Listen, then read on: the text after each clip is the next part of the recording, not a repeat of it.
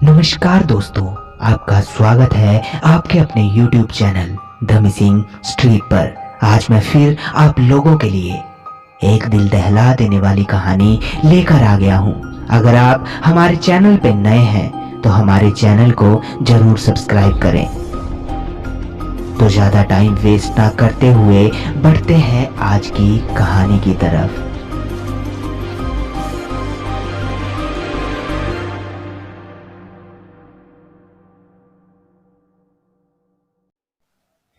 मेरा नाम जेमी है और आज मैं आप लोगों को अपने साथ घटी एक बहुत ही अजीब और डरावनी घटना बताने जा रहा हूँ। ये घटना 2 साल पहले मेरे साथ तब घटी थी जब मैं अमेरिका के येलोस्टोन नेशनल पार्क में एज ए फॉरेस्ट रेंजर की जॉब करता था। इस घटना के दौरान मेरे साथ डैनियल नाम का एक साथी भी मौजूद था। तो ये बात है आज से 2 साल पहले की। उस समय एक बार हमें एक 8 साल की बच्ची के जंगल से अचानक खो जाने की रिपोर्ट मिली। तो मैं और डैनियल उस बच्ची को मिसिंग रिपोर्ट पर इन्वेस्टिगेशन करने के लिए जंगल के उस हिस्से की तरफ जाने लगे जहां उस बच्ची को आखिरी बार देखा गया था। हम लोग अपनी जीप से जंगल के अंदर की तरफ जा रहे थे। उस समय तक शाम भी होने लगी थी। डैनियल गाड़ी चला रहा था और मैं उसके बगल में बैठा जंगल के पेड़ों को देख रहा था। मैं और डैनियल चुपचाप जीप में बैठे थे कि तभी अचानक से डैनियल ने मुझसे कहा, हे जेमी, तुम्हें इस जंगल में कुछ अजीब नहीं लगता? तुमने कभी नोटिस नहीं किया कि हम लोग आज तक कभी भी इस जंगल में गायब हुए लोगों को नहीं ढूंढ पाए हैं? न जाने इस जंगल में ऐसा क्या है। मुझे तो इस जंगल के अंदर जाने से भी डर लगता है। डैनियल की बात को सुन के मैं सोच में पड़ गया क्योंकि वो सही कह रहा था। हम कभी भी जंगल से गायब हुए लोगों को ढूंढ ही नहीं पाते थे। तभी मैंने उससे कहा कि आज कुछ भी हो जाए, हम उस बच्ची के गायब होने के पीछे के रहस्य को भी ढूंढ निकालेंगे। उस बच्ची के साथ साथ बस हमें हार नहीं माननी है। मैं ये सब डैनियल को बोल ही रहा था कि तभी हमारे रेडियो पे हमारे हेडक्वार्टर से रेडियो ऑपरेटर का मैसेज आया। ऑपरेटर ने कहा, हेलो जेमी, हमें उस बच्ची की लोकेशन पता चल गई है, ओवर। ये सुनते ही मैंने तुरंत अपना रेडियो उठाया और कहा, मैं जेमी बोल रहा हूं, हमें उस बच्ची की लोकेशन बताइए, ओवर। फिर दोबारा रेडियो ऑपरेटर की आवाज आई। उसने कहा कि साउथ की तरफ 4 किलोमीटर दूर आगे उस बच्ची को देखे जाने की खबर मिली है। आप लोग भी जल्द से जल्द वहां पहुंचिए, ओवर। फिर मैंने कहा, ठीक है, हम जल्द से जल्द वहां पहुंचते हैं। इसके बाद डैनियल ने जीप उस तरफ घुमा ली। उस समय तक सूरज भी ढलने लगा था और जंगल में अंधेरा होना शुरू हो गया था। फिर कुछ देर बाद हम ऑपरेटर की बताई हुई लोकेशन पर पहुंचे। ऑपरेटर की बताई गई लोकेशन पर न जाने मुझे क्यों अजीब सा फील होने लगा। मतलब ऐसा लग रहा था जैसे वहां पर हवा में बहुत भारीपन है। खैर, वहां पहुंचकर डैनियल ने जीप रोकी और हम दोनों जीप से नीचे उतर गए। हमने अपने सारे जरूरी इक्विपमेंट्स अपने साथ लिए और उस बच्ची को ढूंढने के लिए चल पड़े।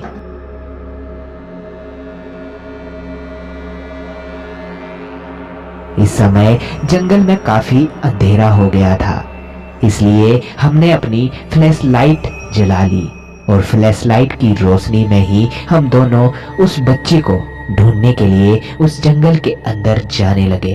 फिर लगभग आधे घंटे तक घने जंगल में इधर उधर खोजबीन करने के बाद हमें झाड़ियों में एक छोटा सा जूता पड़ा मिला। वो जूता किसी बच्चे का लग रहा था। उस जूते को देखते ही डैनियल ने तुरंत रेडियो ऑपरेटर को मैसेज कर दिया। डैनियल ने कहा, हेलो सर, हमें रेड कलर का छोटा सा जूता मिला है, क्या ये उसी बच्ची का जूता है? ओवर। तभी रेडियो ऑपरेटर ने कहा, उसने कहा, मुझे नहीं पता जूता उस बच्ची का है या नहीं, लेकिन तुम लोग रुको मत, आगे बढ़ते जाओ। अगर तुम्हें बैकअप की जरूरत पड़े तो हमें रेडियो पे मैसेज कर देना। तभी डैनियल ने कहा कि ओके, अगर हमें बैकअप की जरूरत पड़ी तो हम मैसेज कर देंगे। इसके बाद हम उस बच्ची को ढूंढते हुए उस जंगल में और आगे जाने लगे। तभी मुझे अचानक जंगल के अंदर से किसी के जोर जोर से रोने की आवाजें सुनाई देने लगी।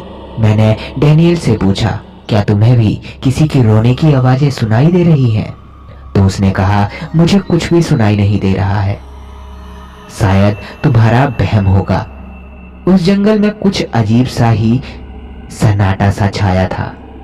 न किसी जानवर की आवाज सुनाई दे रही थी, न किसी पंछी की।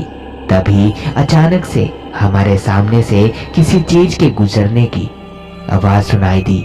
ऐसा लग रहा था जैसे कोई बहुत तेज आगे को भागा हो। हम दोनों भी उस तरफ भागने लगे। हम भागते भागते जंगल के बीचों बीच आ गए थे। तभी अचानक से किसी चीज के गुर्राने की आवाज हमें सुनाई देने लगी। ऐसा लग रहा था जैसे कोई हम दोनों पे नजर रख रहा हो। कुछ अजीब सा महसूस हो रहा था। हम दोनों धीरे धीरे आगे बढ़ रहे थे। तभी मेरी नजर एक ऐसी चीज पर पड़ी जिसे देख के मैं दंग रह गया। मैंने डैनियल से कहा, हे डैनियल, उधर देख, वो क्या है? वो जो कुछ भी था, न इंसान था न जानवर, लगभग 7 फीट लंबा, हिरन के जैसा सर, भयानक से उसके पैर, वो शैतान था। हम दोनों ने उसको देखते ही उस पे गोलियां चला दी। वो दर्द में चिल्लाता हुआ जंगल के और बीच में चला गया। हम दोनों उसको देख के बहुत ज्यादा डर गए थे। तभी मैंने फ्लैशलाइट की रोशनी में उस बच्ची को देखा। वो बच्ची दर्द में चिल्ला रही थी, लेकिन उसका चेहरा बिगड़ चुका था। ऐसा लग रहा था जैसे किसी चीज ने उसके चेहरे को अपने पंजों से नोचा हो। उसके हाथ की उंगलियां भी 5 के बजाय 3 ही थी। उसकी हालत बहुत ज्यादा खराब थी। हम दोनों जैसे ही उसके पास जाने लगे तो वो हमसे दूर भाग गई।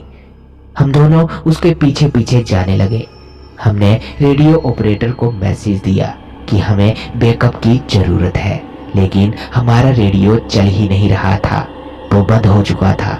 अब हमें डर लगने लगा था। हम जंगल के इतने अंदर थे कि हमारी मदद करने के लिए बिना हमारी लोकेशन जाने कोई आ भी नहीं सकता था, और वो बच्ची भी ना जाने कहाँ चली गई थी। तभी हमें हमसे 100 मीटर की दूरी पर कुछ रोशनी सी दिखाई दी। हम उसकी तरफ बढ़ने लगे। उसके बाद जो हमने देखा उसे देख के हमें विश्वास ही नहीं हो रहा था। वो रोशनी सीढ़ियों से आ रही थी। जंगल के बीचों बीच ये कैसी सीढ़ियां थी, हवा में लटकी हुई। तभी पूरे जंगल में फिर से वही गुर्राने की आवाज आने लगी, और वो बच्ची भी उन सीढ़ियों के ऊपर चढ़ रही थी। तभी अचानक से वो शैतान भी वहां आ गया। उस शैतान ने उस बच्ची को नोच नोच के खा लिया। ये सब देख के मेरे तो होश ही उड़ गए थे। ये क्या था? ये क्यों हो रहा था? मुझे कुछ भी समझ नहीं आ रहा था। हम दोनों ने उस शैतान पर गोलियां चला दी। वो शैतान हमारी तरफ भागा। हम दोनों भागने लगे। तभी उसने डैनियल को पकड़ लिया। डैनियल चिल्लाता रहा, बचाओ बचाओ, लेकिन मैं उसकी मदद नहीं कर पाया। वो शैतान उसे अपने साथ उन सीढ़ियों पे ले गया। मैंने उस पे पलट कर गोलियां भी चलाई, लेकिन तब तक वो शैतान उसे अपने साथ ले गया और वो सीढ़ियां भी एकदम से गायब हो गई। मैंने रेडियो पे मैसेज किया, मुझे हेल्प की जरूरत है। उस शैतान ने डैनियल को मार दिया है, मुझे बचाओ। मैं वहीं बैठा बैठा रो रहा था। मुझे लग रहा था मैं कभी इस जंगल से बाहर नहीं निकल पाऊंगा, वो मुझे मार देगा। तभी 1 घंटे के बाद बैकअप मिला। उन लोगों ने मुझे उस जंगल से बाहर निकाला। मैंने उन्हें उस शैतान के बारे में बताया और उन सीढ़ियों के बारे में भी। अगले दिन हम वहीं गए जहां से डैनियल गायब हुआ था। ना वहां कोई सीढ़ियां थी, ना किसी जानवर के पैरों के निशान। उसके बाद डैनियल हमें कभी नहीं मिला। मैंने भी फॉरेस्ट रेंजर की जॉब छोड़ दी। उसके 2-3 दिन बाद मैंने उन सीढ़ियों और उस जानवर के बारे में रिसर्च किया तो मुझे पता लगा कि ऐसी सीढ़ियां हमेशा इन जंगलों में कई लोगों को दिखाई दी हैं। इन सीढ़ियों को बताते हैं ये कि ये शैतान का दरवाजा होता है इस दुनिया से उस दुनिया में जाने के लिए, और वो शैतान है वेंडिगो। कहते हैं इन सीढ़ियों पे आज तक जो कोई भी चढ़ा है या तो कभी मिला नहीं, अगर मिला तो वो पागल हो चुका होता है। अब क्या पता डैनियल जिंदा है या मर गया है, लेकिन मैं उसे बचा नहीं पाया। मुझे इस बात का ही दुख है। तो दोस्तों, ये थी आज की कहानी। अगर आप लोगों को ये कहानी अच्छी लगी होगी तो हमारे चैनल को जरूर सब्सक्राइब करें। हम ऐसी ही और भी कहानियां आप लोगों के लिए लेकर आते रहेंगे। तो मिलते हैं नेक्स्ट कहानी में, तब तक के लिए धन्यवाद।